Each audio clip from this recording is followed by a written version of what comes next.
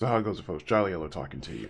And while I am keeping up with the Bad Batch, a lot of the Star Wars content that's coming down the line in the next several months, I haven't been giving much attention to, but I finally sat down and watched the trailers for the Acolyte and the Star Wars Outlaws video game that's coming up soon, and I have feelings.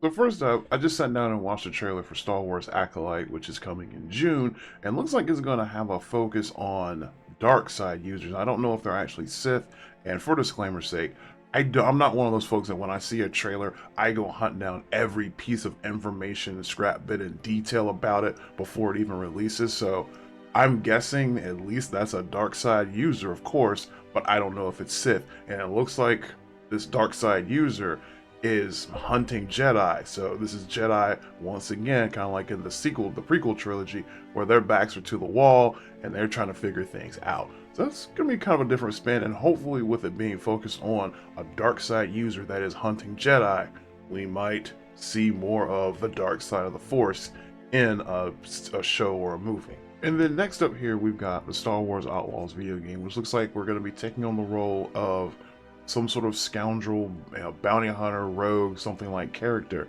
She gets into some big trouble, and then she has the opportunity to pull off a seemingly impossible heist in order to earn her freedom. And that's looking pretty good. Looks like it may end up being, right along the lines of some Han Solo, Lando Calrissian hijinks and stuff like that. Shenanigans and chaos will ensue, I'm certain. And despite the pricing and kind of this thing surrounding this and it being Ubisoft, I do like the idea of a Star Wars video game that doesn't center the Force users, be they Jedi, Sith, or otherwise.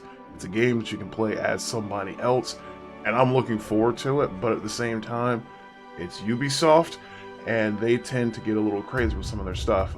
As far as the timeline of the game, it looks like it's taking place somewhere between Empire Strikes Back and Return of the Jedi, because if you see in the trailer, she actually comes across Han Solo in the Carbonite, so it has to be somewhere in that date range.